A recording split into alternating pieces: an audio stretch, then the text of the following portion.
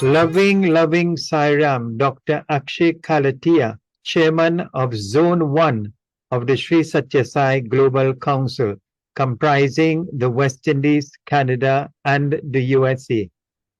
The Sri Satya Sai Global Council of Trinidad and Tobago lovingly welcomes you to this very special interview entitled The Sri Satya Sai Global Council, The Legacy Continues. This interview will take the form of frequently asked questions on the Sri Satya Sai Global Council.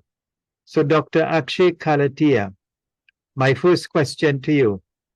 When speaking with many devotees regarding Sai Baba's organization, I find that many are not aware of its recent restructuring, which has led to the formation of the Sri Satya Sai Global Council. Can you provide some information regarding this restructuring?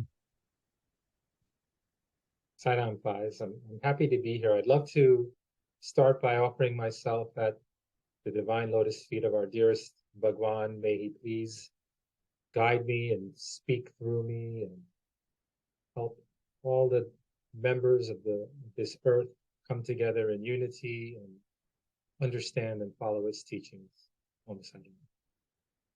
So thank you, Faiz. I'm happy to be on this program. And before I answer the question, I just want to let you know and let anybody that's going to listen to this know that the purpose of this session is really not to convince anyone or preach to anyone.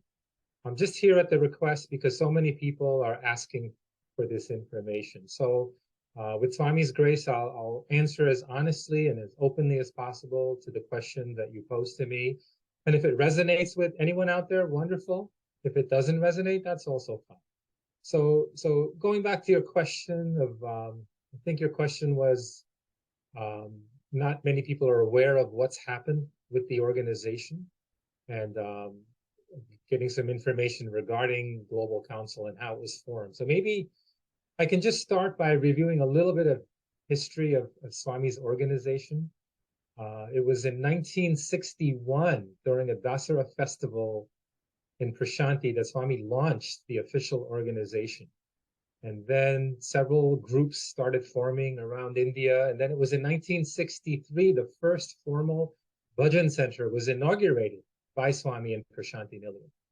And he actually at that time gave rules and regulations, how to run a center, what a center is about, right from the onset. And then in 1965, a formal Seva Samiti was launched in Mumbai. And then from the mid to late 60s, various centers in many countries started to spring up. And in 1967, they held the very first All India Conference. And then in 1968, they held the very first World Conference, where delegates from around the world were invited. Then they had the next World Conference in 1975, and then every 5 years, there was a World Conference with Swami's organizations. And so what's interesting is from the very beginning all the way to the present time, the organization has constantly been restructured by Swami. It's always been changing. And depending on the needs and the time and the circumstances, the structuring has always been reworked. In 1975, Swami had formed an entity called the World Council. And then in 1987, interestingly, Swami dissolved the World Conference. And the rationale he gave in that discourse, which is available online, is because there's so much growth, it's better to have each country directly report to Prasanthi Nilayam, which is very interesting because that's the format that is currently in Global Council. Each country directly reports to Prasanthi Nilayam. So over the years, other changes, they set up not only the national councils, they set up central coordinators, zonal chairs, something called the Prasanthi Council, something called the World Foundation. And what was key with all of these structural changes in the organization is they were always connected to Prasanthi Nilayam. They always had offices based in Prasanthi Nilayam. and they always held their meetings in Prasanthi Nilayam. So in 2011, when Swami left the physical form, of course, none of us were prepared. We were left rudderless without that physical guidance. Of course, we know he's in our heart, guiding our conscience. So it took some time for all of the branches of the organization to settle down and to see what direction the organization would go through. And people were very, very busy. And once things settled down over the years, many of the leaders felt, well, why don't we strive for more unity? Swami has always been encouraging us to have unity. And so a proposal was made, let's unite all of the branches of Swami's organizations under one umbrella. And the rationale was this will enhance collaboration while maintaining a connection to Prasanthi Nilayam. Let's do it in a manner that has very fair representation, so no one group dominates another. And let each entity administer their own area very independently. And let's also try to reduce bureaucracy in the process.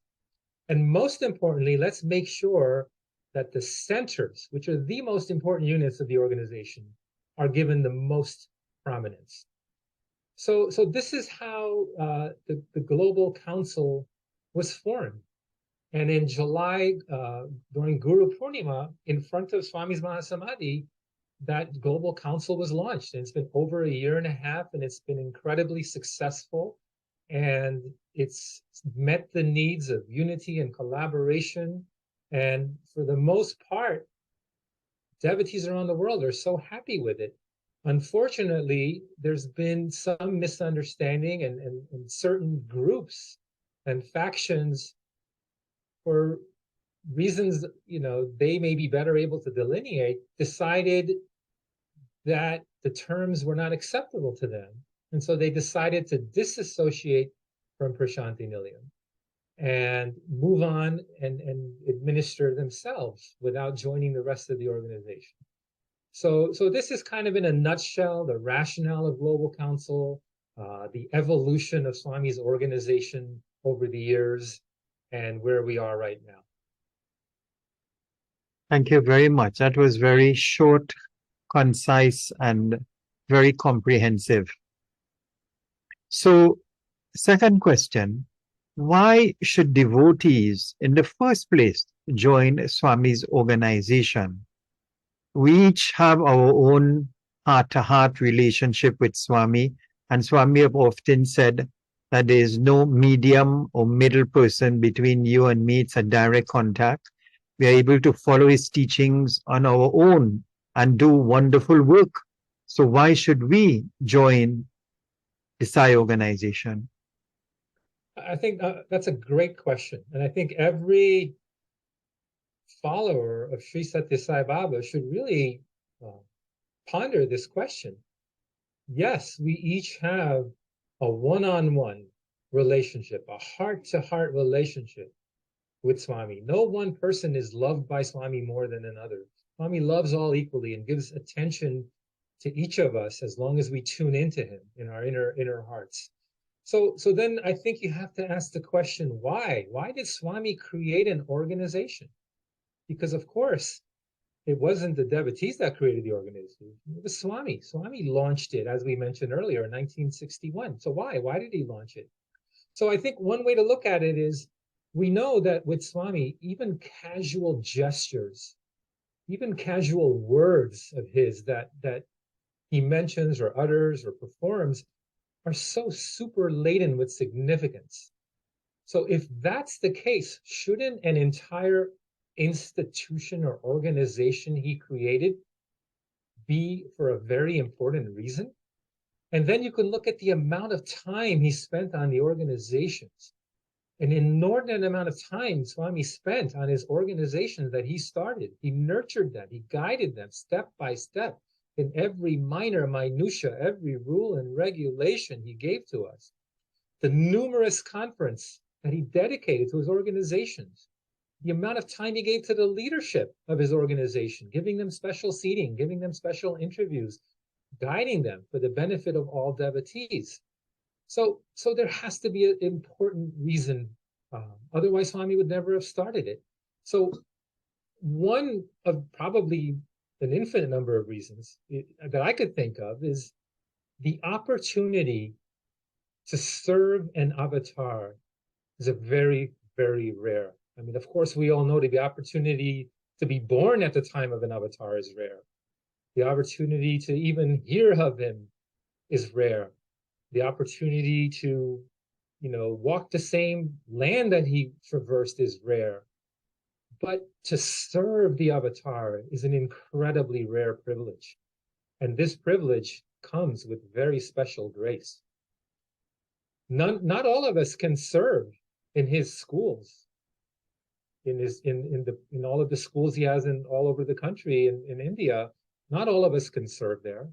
Not all of us can serve in his ashram. Not all of us can serve in his hospitals. But all of us, all around the world, can join and serve in his organization. And this avatar, this merciful avatar, is constantly looking for every possible excuse on how he can shower grace on his devotees. He can't wait to shower grace. But you can't just shower grace unearned, right? So how do we earn grace? We earn grace by loving, by serving, and an extra special way to earn grace is to serve the avatar himself. And serving his organization is no different than serving that avatar. And so this, of course, in the end, why do we want his grace? Because that is what's going to help us overcome obstacles. That is going to accelerate our spiritual transformation and give us lasting happiness. That's the whole purpose of why we're in this organization. That's the whole purpose of why Swami created this organization, to give a tangible mechanism to accelerate that process. And maybe, Faiz, maybe also I can add. Yes. Swami's he's made the organization a workshop. Many people sometimes will say, well, I don't want to join the organization because I run into people that push my buttons, and I run into very difficult people, and I get nothing but grief by working in the organization. Well, you have to remember, they used to say this about Prasanthi Nilayam, right? Prasanthi Nilayam was Swami's workshop, right? Those of us that went there, we had to wait for hours and hours on an uncomfortable, hard floor, never knowing when he was going to come out. We were put through so much physical and mental ordeal when visiting Prasanthi Nilayam. And this was for our own benefit because it was a workshop. And so this organization is another workshop. It's in order to expose and tame our egos that he puts people that are very difficult in our presence. It's to expose and tame our egos. And again, going back to 1961, when Swami launched the organization, he said in his discourse that being in this organization is going to be very difficult. And he's going to sit back and see who's going to be able to withstand this. So he warned back when he started it, it's not going to be a picnic to be in his organization. It's a tapas. It's a discipline. It's a difficult process, but it's an incredible opportunity for our spiritual growth. And if that's our sincere desire, is to grow spiritually, then there's no better place than to do it within the organization. And Swami said, over the years, actually, many decided they couldn't bear the test. And for one reason or another, over the years, many individuals, many groups have chosen to leave and break ties with Prasanthi Nilayam and the organization. Some went on to start their own organization. Some went out to just go on their own because the tests were so hard that they felt they couldn't handle it. They lost. Some went on to go to a different name and form. They were so disappointed and taken aback by the test Swami gave them, they decided they're going to change the name and form of their worship. And then some lost faith in God altogether. So if we don't cling to his lotus feet and understand that he does things for our benefit and ride out the rough times that we're exposed to, we lose out on an incredible opportunity for our spiritual growth, an opportunity that we may not get for a multitude of lifetimes. Who knows how many lifetimes we waited to get this opportunity? Thank you very much, Dr. Akshay, and so very beautifully put. And, I want to highlight a very important point you made, that being out of the millions of species of beings in the world, to be born as a human being is a rare good fortune. Even a greater fortune is to be born when the avatar walks the face of the earth. An even greater fortune is to recognize the divinity of the avatar and then be selected by him to be contemporaries of his divine mission. How lucky, how fortunate we all are to be given this divine special privilege. I also remember Swami said that one of the main reasons why I have formed this organization is to awaken the inherent divinity in yourself. That's the primary purpose, to awaken that divinity within and to allow it to manifest in thought, word, and deed. And he also said that never leave the organization. Whatever difficulties you may be experiencing, he says, never leave the organization. And I feel that being in the organization, we are under the umbrella of his divine grace. Not that others outside of the organization are not, but he says being in the organization is a rare good fortune. And if you leave the organization, it will be just your misfortune. So just a couple of additional points to reinforce what you have just said. So Dr. Akshay, what was your personal thought process for why you have aligned with the Sri Satya Sai Global Council, having held a very high position in the other entity? So that's a good question. I think just like everyone else in Swami's fold, we would never have dreamt that there would be a split in his organization. Nobody would have even dreamed that would be possible. And then when there was some discussion, the automatic assumption I had, as with others, is not to worry, it'll all sort itself out. But then when it came to a point that it wasn't sorting itself out, and there was a clear-cut divide, then I felt it was my obligation as a follower of Swami who wants to serve in his organization. I felt it was my obligation to look at the issues in great detail and with an objectivity, taking out friendship, personality, favoritism, going back to Swami's core principles and make sure that I use principles to guide my decision making. And so after looking at the details presented by both sides, praying about it and going within and asking for guidance, to me it was very crystal clear that the unity proposed by the Global Council, the connectivity to Prasanthi Nilayam, the broad-based, fair decision-making by representation from all the branches of the organization, with no one branch dictating over another, made very perfect sense to me. It didn't make any sense why any of those would not be something that Swami would want and that his teachings guided me to want. And so to me, it was a very clear-cut decision. And of course, as with any decision, we make our decisions and then we face the consequences. And so I think it's important, the motives behind our decision making. Are our motives pure? Are we really wanting to do what's best for the organization? Are we doing something that we think is going to be good, not for my immediate gain, not because I'm entangled with certain friendships or certain monetary relationships, certain property ties? Are those what's binding me? Or is it because I want what's best for Swami's organization?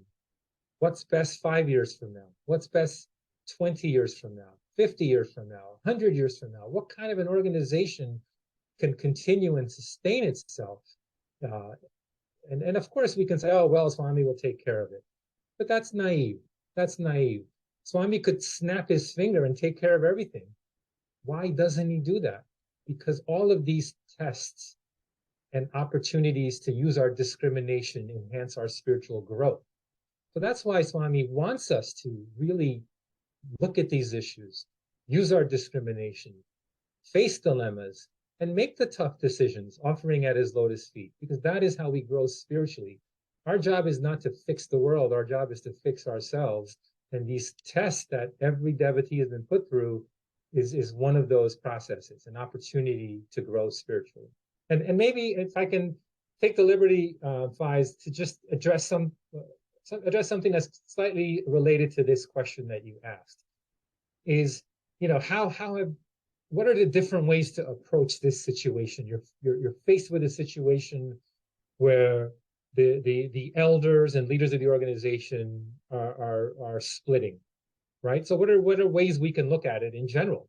Well, one way to look at the situation is that, oh, you're a victim, I'm a victim. I'm undeservedly placed under duress, and it's not my fault. I have nothing to do with it. It's the fault of others. It's the other person's fault, and I'm a victim of this. How unfairly I have been put in a dilemma. That's one way to look at the situation. And weep and woe and move away and feel sorry for yourself. Another way to look at the situation is to feel, I don't care. Let them do what they want. It has nothing to do with me. I don't need to educate myself on the issues. I'm okay to let others make decisions for me. I'm okay to let others decide. Okay, that's another way to do it. I don't think that's how Swami wants us to care about things and use our discrimination. And Swami has said, I said to love and serve everybody. I never said to trust everybody, right? So we can't just blindly trust people when it comes to matters of our own spiritual growth, right? The job of the guru is to make his disciple independent, develop his discrimination, not out of just passive surrender, but an active surrender, using your discrimination, deciding why following somebody is worthwhile, and then surrendering to that person. So that's another way to look at the situation. A third way to look at the situation is, well, this is ridiculous. Everybody's immature. I don't want to be part of Swami's organization. I'm going to find my own independent path, whether it's with another organization or without any organization. So that's the third way to react to that situation. So I think the recommended way is to take ownership of everything that happens to you in your life. Realize nothing happens without his will. So this split of the organization cannot happen unless he willed it. Nothing happens without a reason. So if this split happens, there has to be a reason, and that reason has to be inside of you. Something that you have to decide, how is that going to help me grow spiritually? What can I learn from this? How am I going to react to this? This is a test. And every devotee, whether they realize it or not, is being tested. How have they reacted to this situation?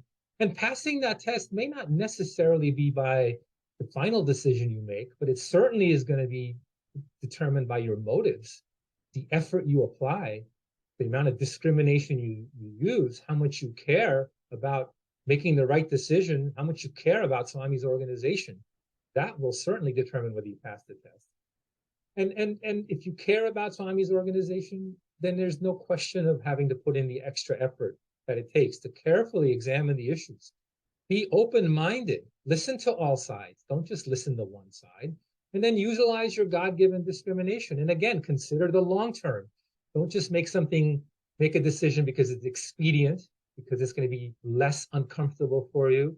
Or, look about the long term of the health of the organization. And then finally, sacrifice your own personal needs for the greater good. What more important spiritual principle is there than sacrificing your own needs for the greater good? Am I not leaving because I don't want to give up my coveted position? Am I not leaving because I have to drive an extra half hour? Am I not leaving because now I don't have the platform to show off my bhajan singing? Am I not leaving because I can't give wonderful discourses to hundreds of people? Is that your motive for not leaving? and nobody can judge for anybody else. Only judge is your own conscience, which is Swami. So I recommend every person carefully evaluate the principles, to sit in front of their meditation space, sit in front of their altar, ask for guidance, and then follow that guidance, and then face the consequences of your action.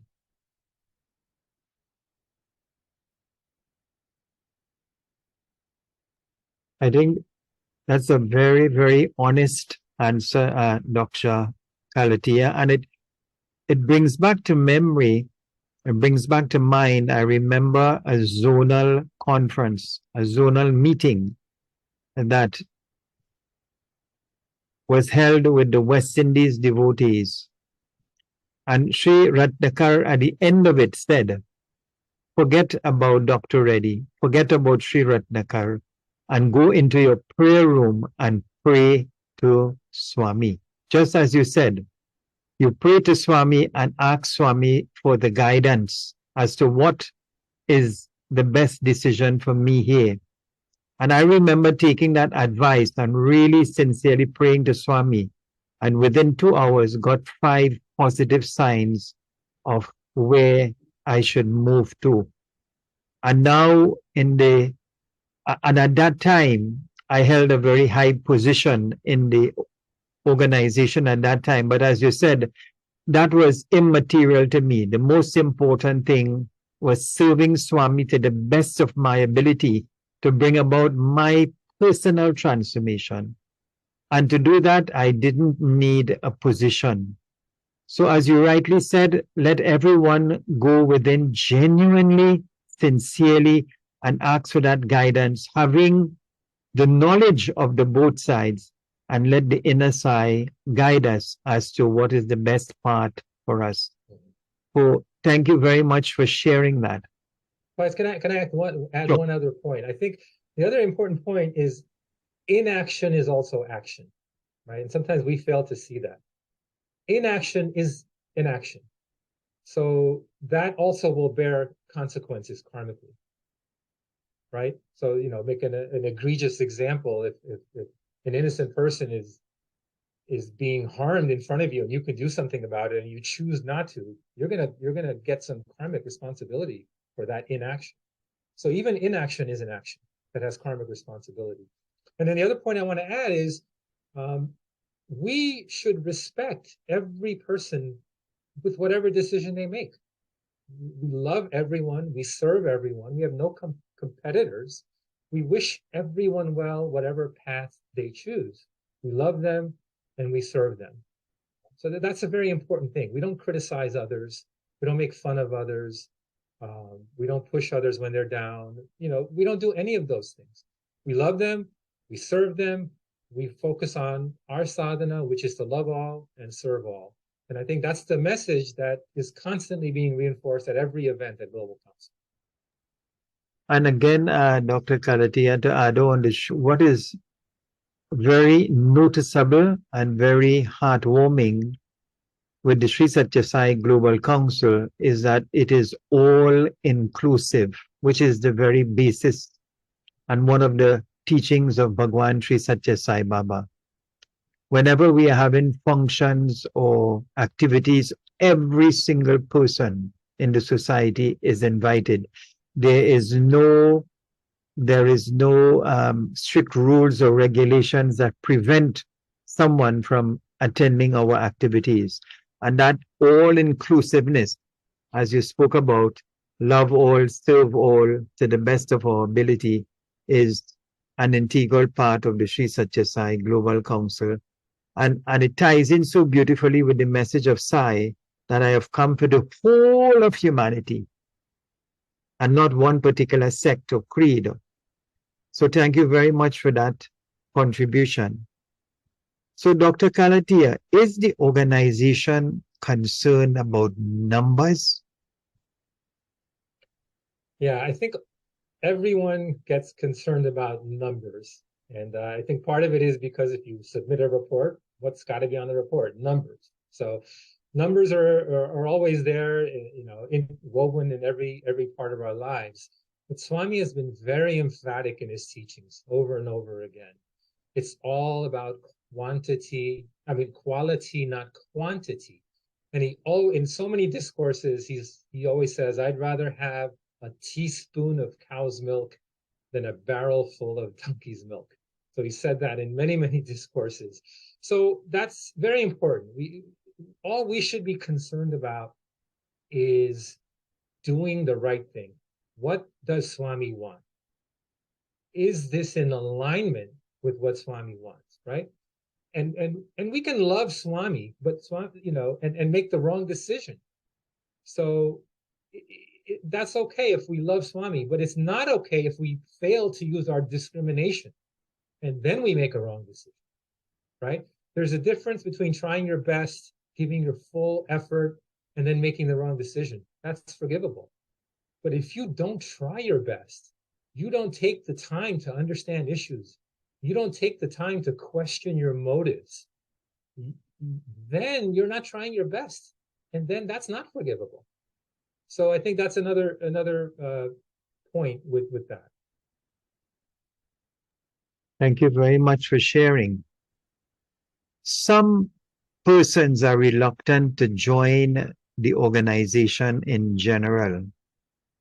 What are some of the red flags that one should look out for when joining any organization? And what are the features in the Sri Satya Sai Global Council that help to safeguard from those pitfalls? Yeah, that's a good question. Because again, going back to that quote, and I'm paraphrasing, I never said trust everybody. I said love and serve everybody, right? So in this age of ours, with so much confusion and the age of so-called darkness, we have to develop that discrimination, because there's so much falsehood being spread in all aspects of our lives. And so that can go on with an organization as well. And we all have heard in the news over the years, this group, was let off and committed mass suicide or committed atrocities in their name, or all of these gross moral violations that have been done in the name of a group. And so what are some characteristics that we want to be on the lookout for? Well, one of the things that's a red flag is an organization that is reluctant to have oversight. If you're an organization that does not want any oversight or supervision from a group of peers that have been fairly selected, that's a red flag. Another red flag is an organization that restricts or controls the flow and access to information. So if you prevent information from reaching your membership on purpose, that's a red flag. That's an assumption that this adult is not smart enough to be able to listen to something potentially controversial and to listen to both sides of an argument, that this person is not given the responsibility to make decisions that affect their lives.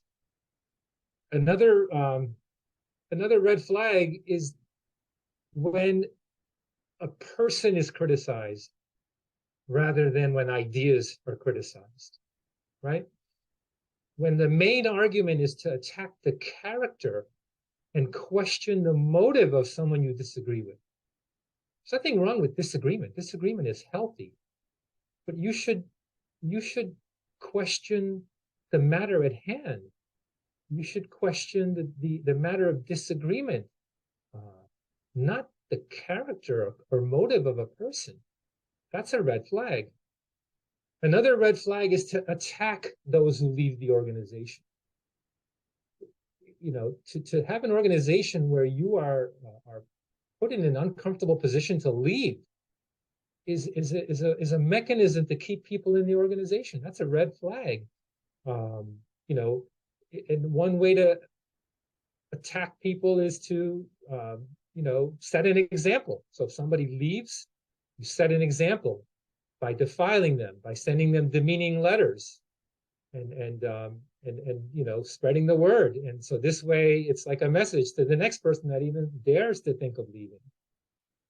Another red flag is to prevent members of your organization from engaging with those who have left that organization.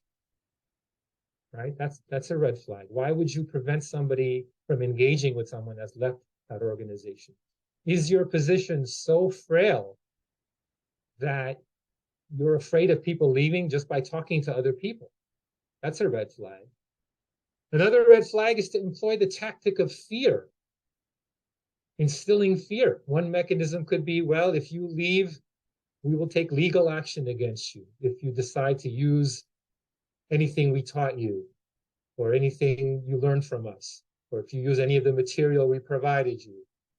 If you use that, we're gonna threaten you with legal action, or we're gonna, you know, employ the tactic of fear to keep people in. The fear of joining a different organization. Don't join that organization. They're going to control you. Don't join that organization. They're not going to honor you or your family or your culture.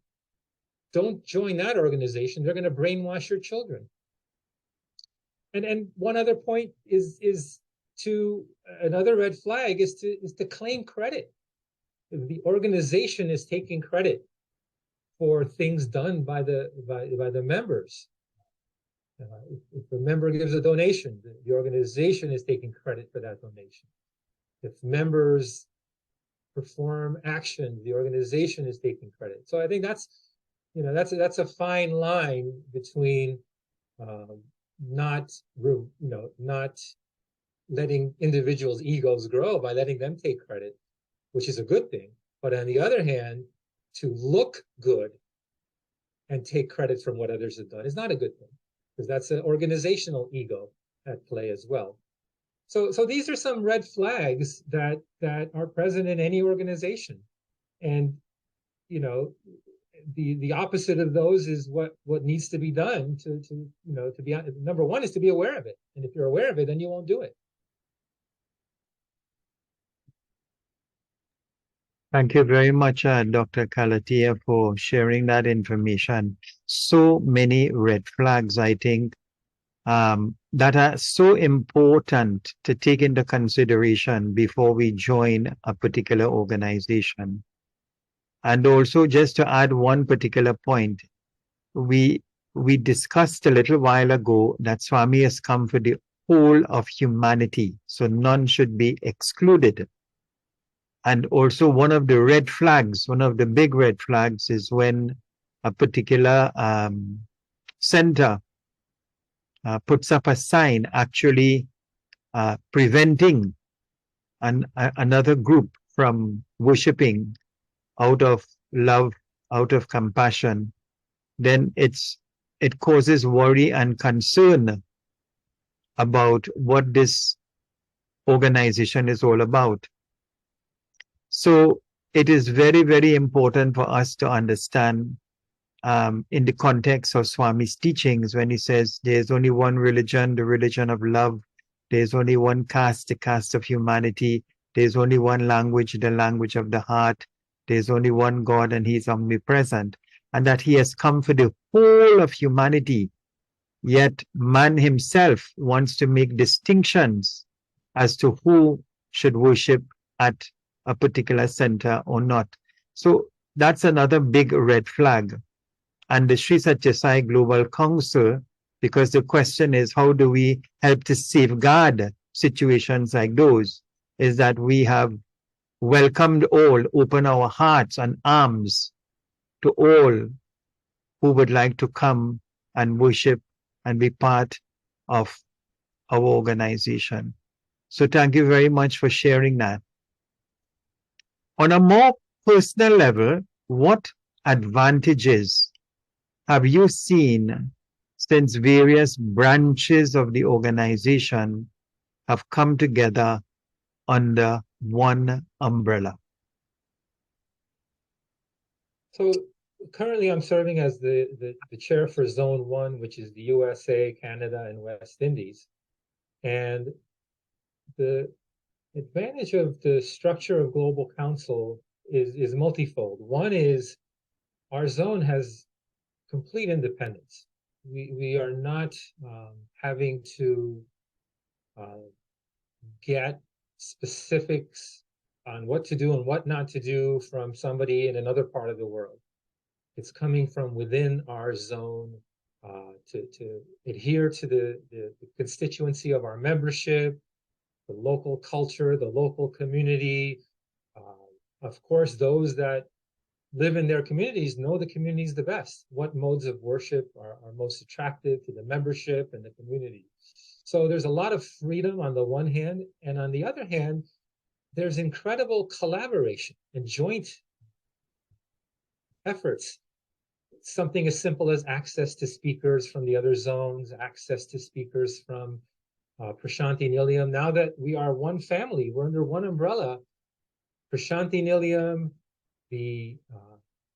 every part of the ashram, the university system, all of that is now one united family. And so it's much easier to go back and forth and gain access to speakers, to set up meetings with various people within different branches of the organization, the freedom to talk to zonal chairs and collaborate on ventures between zones, and to collaborate with Prasanthi Nilayam. And there's been the first ever zone-wide pilgrimage that we did. There was so much attention given by the ashram, because now we're all one family, and the protocols that we follow are all in alignment and they're very streamlined. So things are working very, very efficiently in communication with the zones, with Prasanthi Nilayam. And the other interesting fact is the countries in the zone have really gotten to know each other better. And so there's been a lot of collaboration, and your program, the Awake, Unite, and Inspire, is something that people from throughout the zone, and in fact outside of our zone, many people enjoy listening into your program and with the devotees. And so a lot of collaborative events have taken place, and that's also been a big strength. Thank you very much for sharing. And as you were also talking, it brought a memory and mind that since Global Council was formed and launched, my personal experience has been there's been so much of unity, so much of love, so much of togetherness and camaraderie, and most important, prompt and efficient support, loving support. And as you highlighted, we are now able to have access to so many resources from within the All India organization, the Central Trust, and the other branches, to the benefit and for the benefit of the entire world of Sai devotees. And you highlighted speakers and so many different activities. For example, the zonal pilgrimage that was made, the medical camps that was done. So everybody coming together in unity, in love, for that specific purpose of serving Sai, so that there is personal transformation within. And that has been a tremendous benefit for the entire Sai world. And I remember Sri Ratnakar said the purpose of Sri Satya Sai Global Council is to spread the message of Swami and bring about unity through love and selfless service. And we know we must start with unity. Once there's unity, it will lead to purity, and purity will lead to divinity. On that note, what are some upcoming initiatives that have been planned by the Sri Satya Sai Global Council? There's so much going on. It's been very, very busy, and it's just really heartening and humbling to see the devotees just take the initiative and work on so many different things. And maybe I'll just touch on three things, because we won't have time to go through so many things that are being planned at the center and region, country, and zonal levels. I'll touch on three wonderful initiatives that are undergoing. One is the Young Adult Leadership for Self-Transformation. wonderful program, initiated, designed, led by the young adults from around the world, from all of the zones, with support from Prasanthi Nilayam.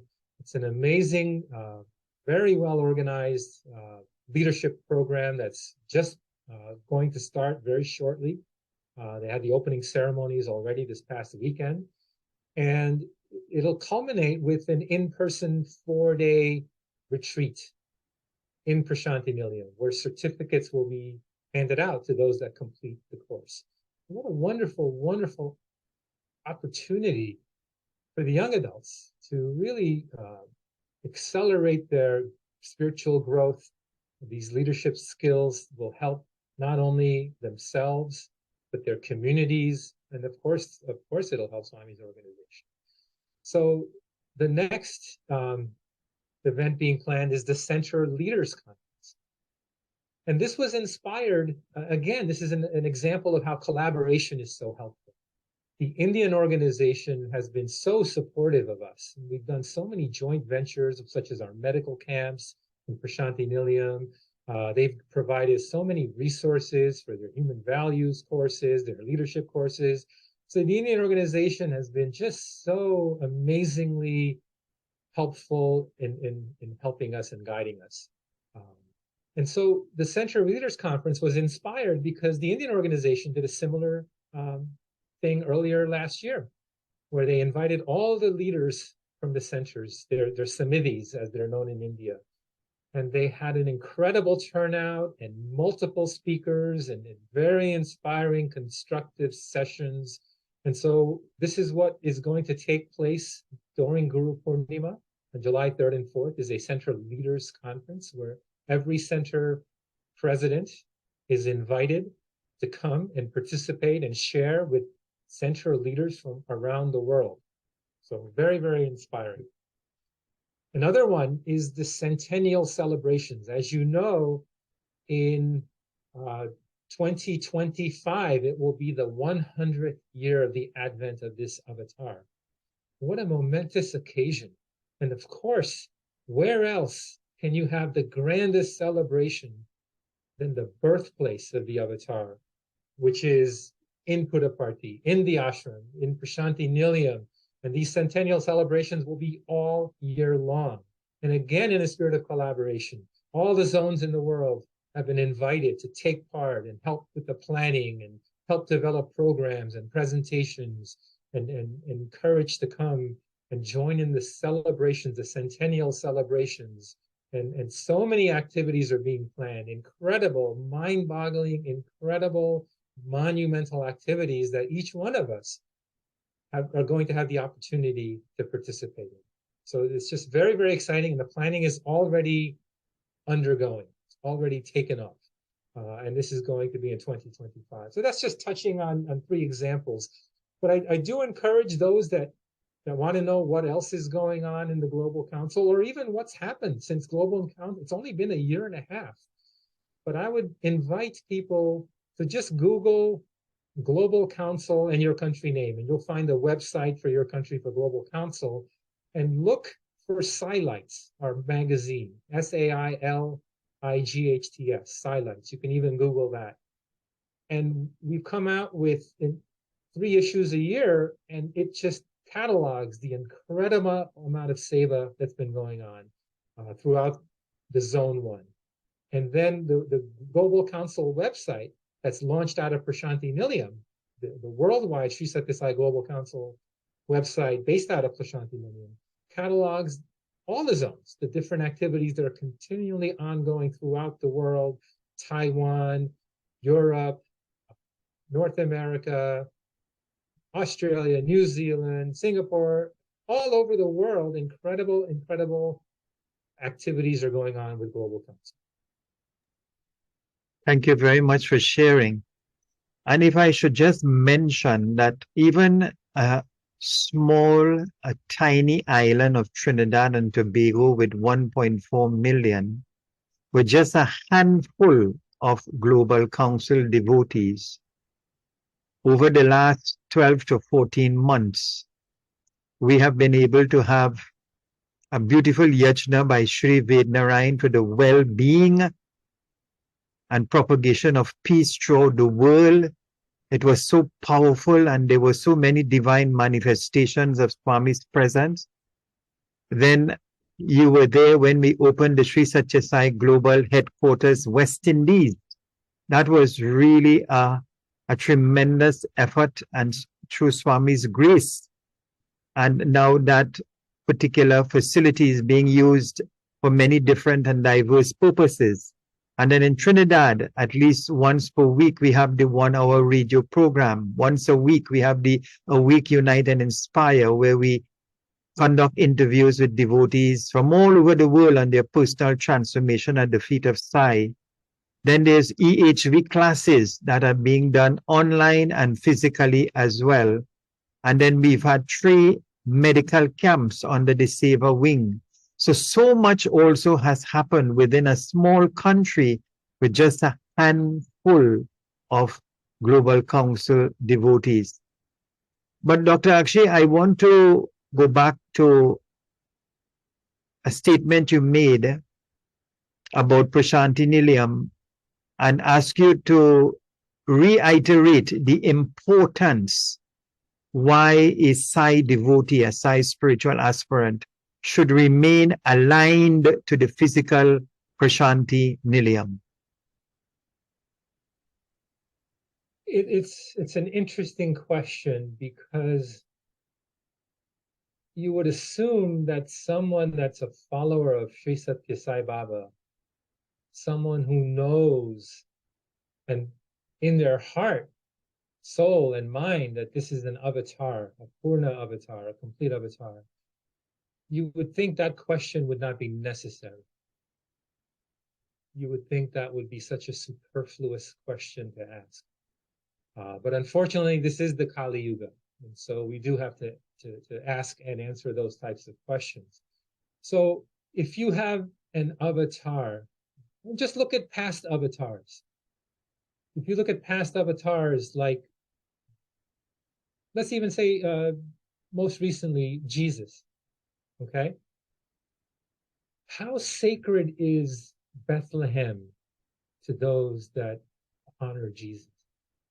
How sacred is a garment that he wore, an item that he touched, a place that he visited? How sacred is that? People from around the world spend so much money, and this is somebody that lived on earth 2,000 years ago. How sacred and how much joy does a Christian get when for the first time he reaches Bethlehem or Jerusalem? How much joy is in that devout person's heart to finally make it there? So if you have an avatar that was born in Puttaparthi, that traversed the grounds of Puttaparthi and Prasanthi Nilayam, every inch of soil of that ground has been blessed. The vibrations that are emanating from Prasanthi Nilayam, of course we cannot see them. We don't have that third eye to be able to see them, but that does not mean that they're there. There's so much that we can't see that is there. And the powerful vibrations from any bit of soil that his holy feet touched, the power of the samadhi, unbelievable emanations of vibrations. So it's almost, I feel like, why am I answering this question? And I'm not, blaming you guys, because it should be asked, just because, given the climate that we're in. But to be connected to Prasanthi Nilayam is a blessing. It's a blessing. And those that are fortunate to be able to go are incredibly blessed. And those that have the means to go, but for one reason or another don't go, have missed out an incredible opportunity. So visiting Prasanthi Nilayam is incredibly important. And then being connected to Prasanthi Nilayam, working for Prasanthi Nilayam, because Prasanthi Nilayam is part of the Global Council. The Sri Satya Sai Central Trust, which manages Prasanthi Nilayam, is Global Council. So not only do we, being part of Global Council, get to visit our so-called spiritual organizational headquarters at the same time, by working for Global Council, we are working for Prasanthi Nilayam. And what kind of a blessing is that as well? Thank you so much for sharing that, Dr. Kalathia. And recently a group of devotees from different parts of the world visited Prasanthi Nilayam to celebrate Christmas. And some of them were there for the first time from New Zealand, Taiwan, and different parts of the world. And they conducted short interviews where they shared their personal experience. And all of them had one thing in common. They said the moment they walked through the gates into Prasanthi Nilayam, they experienced a different energy, a divine energy of love, of compassion, of godliness. Some of them came for the first time, and one person said that I need not visit any other temple in the whole of India. I have experienced everything right here in Prasanthi Nilayam. This is where the Avatar spent his whole 85 years. And as you said, every pebble, every grass, every piece of stone is sanctified and pulsated with his divinity, his divine presence where he walked. And then it is from Prasanthi Nilayam that the water projects, the schools, the medical colleges all came into existence as a result of his loving request of his mother, Mata Ishwaramma. So imagine 85 years of the Avatar presence, and devotees have testified, just walking through that Ganesha gate, it is like walking through into a totally different dimension, a dimension of love and unity and selflessness. So thank you very much for sharing. And as Baba himself said, you must come back to Puttaparthi so you can recharge your spiritual batteries. I remember he encourages the students at least once a year, come back to the institution that has given you so much, even as a form of gratitude to the Lord.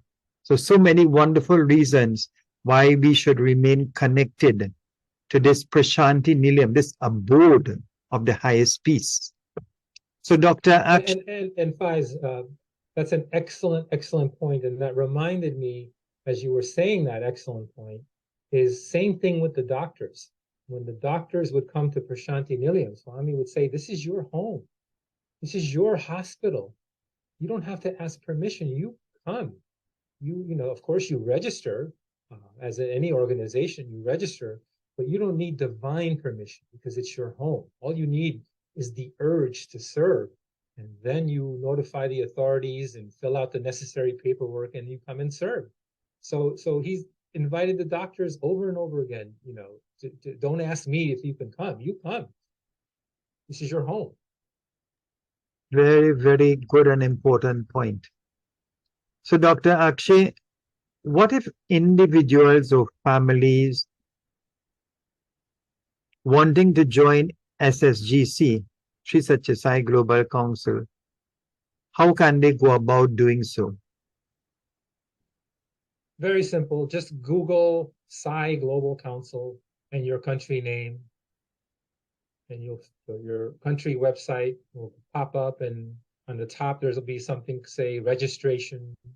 You click on registration and enter the details, and someone will contact you. So it's very simple for anyone in our zone to just online register with Global Council. And as a follow-up question, what if one wants to be aligned and affiliated with Prasanthi Nilayam, but their center is not, and there's currently no center nearby? So there's a lot of that going on because for one reason or the other, people just don't have this awareness. And I pray to Swami that, I'm not praying for a result that everybody joins Global Council. I'm just praying for Swami that everybody gets the wisdom and the discrimination and the urge to educate themselves on the organization. That's what I pray for. So if you are in a place where there is no nearby center, one thing you can do is form your own group. Your family and a friend or two. It doesn't take a lot of people, just a handful of people. Form a group and register. And now you're plugged in, you're part of the family. We are not an exclusive club.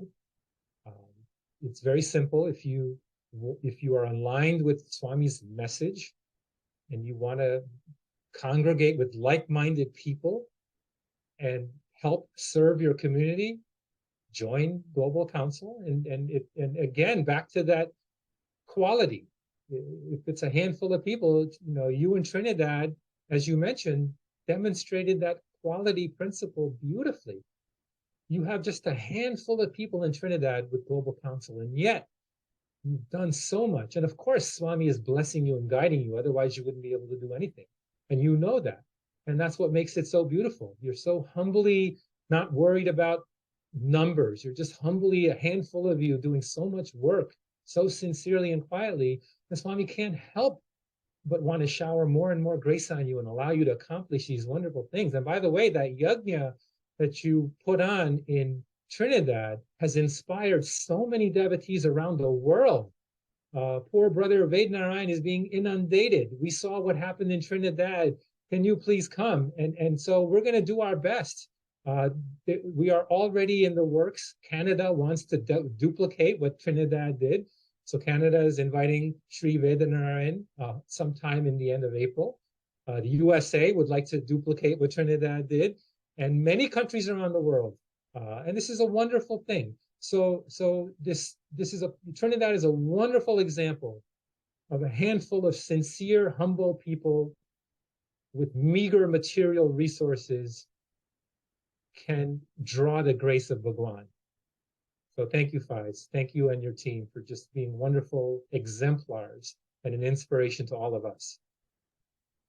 Thank you, Dr. Kalathia. And as you know, it's only happening according to you through his divine grace and his will. And I remember in a discussion where you said, Swami said, give me your availability and I will give you the ability. So, and as you said, 1 spoon of cow's milk is better than a bucket of donkey milk. And it is about quality, not quantity. And when you look at the avatars and the saints and sages over the years, they never had masses of people around them. Jesus had 12 disciples. The Holy Prophet Muhammad had 4 caliphs. The Rama incarnation was just 4 brothers.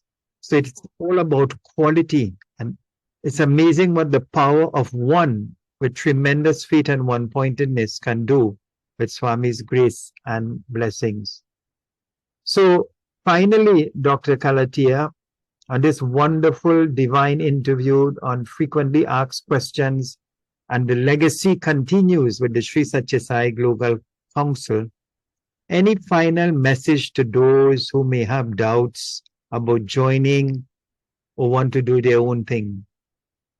And maybe you could talk a little bit, you hear the term neutral being used a lot where the Sri Satya Sai Global Council is concerned. Maybe if you could talk a little bit about that. So yeah, maybe first I'll there's a conception out there where I don't want to be in either side of the aisle. I just want to be neutral.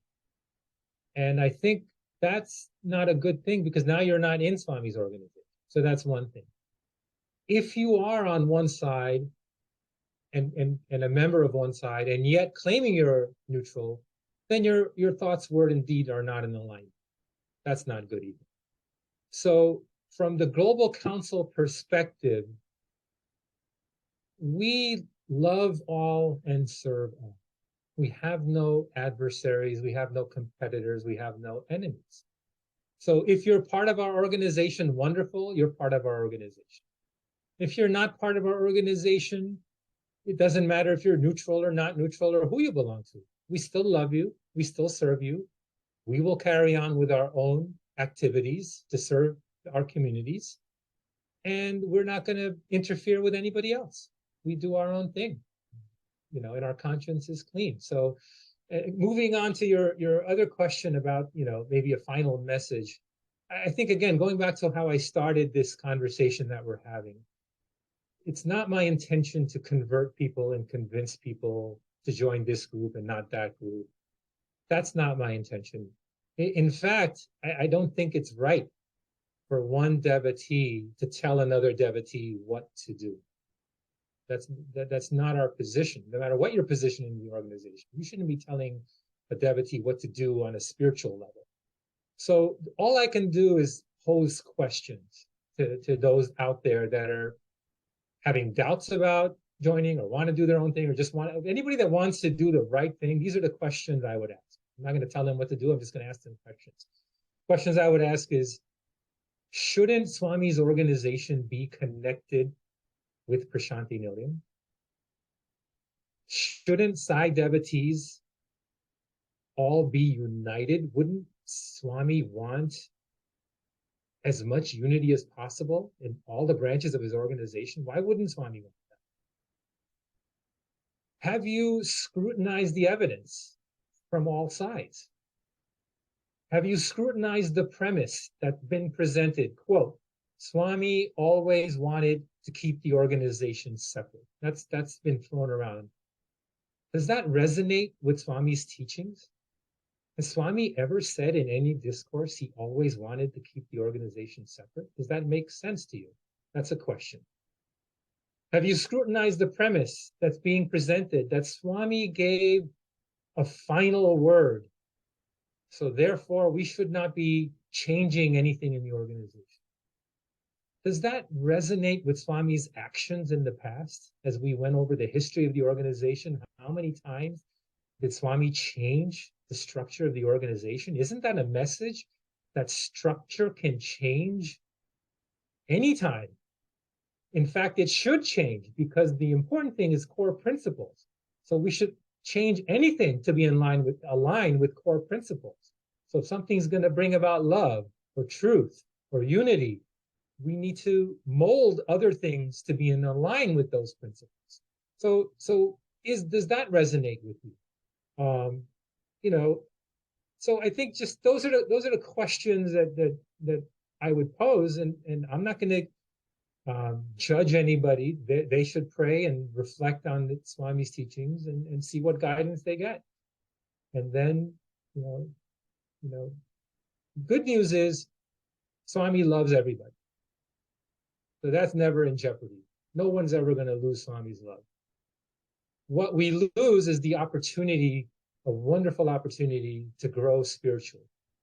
And if that's important to you, then I think it's very important to give this issue scrutiny and the attention that it deserves. So I hope that answered your question, guys.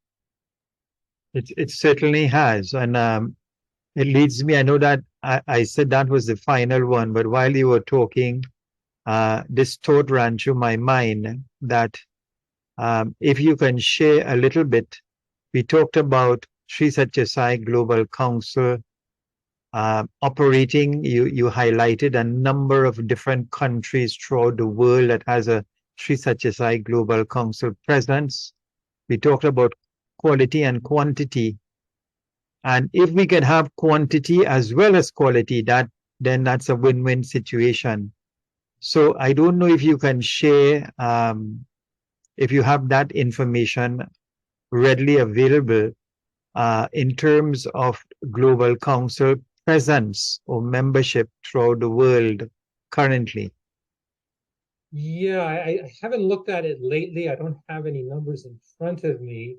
And of course, I'm going to parse this by saying spiritually numbers don't matter, but of course, practically people want to know and understand an organization, and number is an important characteristic of understanding an organization. So first of all, I would say the entire ashram for the party, Prasanthi Nilayam is Global Council. The entire ashram in Vrindavan is Global Council. All of the state organizations in India are Global Council. The entire Indian organization is Global Council. And that, in and of itself, is well over 90% of Sai devotees worldwide, just counting that. as far as outside of India, you have pretty much, I would say an easy majority of people that are with Global Council throughout the world. There are pockets where we don't have that many, and it's interesting. The pockets are where the message has not gone, and one of the reasons is language barrier. So nations that have language that don't have English as a common language have not received a lot of this message, and so a lot of those countries are not on board. But I would say, great proportion of centers have joined Global Council, even internationally, where there's a lot of controversy that's still out there. Thank you. And one other point, Faiz, is every week or two, individuals and centers are joining. And usually the scenario is somehow they find out they're no longer officially connected to Prasanthi Nilayam, and they had no idea. And many of them are stressed out and are upset, and then, are not happy, and then they join. So I think that one thing alone, even if you never examine the issues, like I'm recommending you do, when people find out that they belong to an organization that is not officially connected with Prasanthi Nilayam, that doesn't resonate well with them. So that's happening on a weekly basis. Very, very important point, Dr. Akshay. A lot of misinformation and withholding of information has happened. And I think it's important, in fairness to the devotees who make up the Sai organization, to be given the opportunity to have the information, and then through Swami's grace with each individual to pray to him to get the necessary guidance as to how they should navigate forward. So thank you very much for sharing that. So we've come to the end of this wonderful, enlightening, thought-provoking interview by the Sri Satya Sai Global Council entitled The Legacy Continues. Thank you very much for taking the time. I know you are extremely busy, and sometimes I cannot envisage your role 24/7 with so much activities happening in just within our zone, but then also your connection with different parts of the world and Prasanthi Nilayam and conferences and conference calls. I can well imagine your time is so consumed in Sai activities, and it's something that brings you a lot of joy, a lot of happiness, and a great opportunity to be a contemporary in Swami's divine mission. So the Sri Satya Sai Global Council of Trinidad and Tobago wishes to express gratitude and appreciation to you for taking the time to share the perspectives on the Sri Satya Sai Global Council, this entity that is now forging ahead to bring about love and peace in the hearts of millions through the practicing of the teachings of the Avatar in the 5 fundamental human values of truth, right action, peace, love, and non-violence. May Bhagwan Sri Satya Sai Baba continue to bless and guide you, and may you continue to be a loving instrument as his mission unfolds. Jai Sai Ram. Jai Sai Ram. Thank you so much, Faiz. I'm very grateful and humbled to have been given this opportunity to interact with so many in the Sai fold. It's been so humbling, and I've learned so much. And you're right, it's the joy of interacting with fellow devotees that makes it so wonderful and sustains me.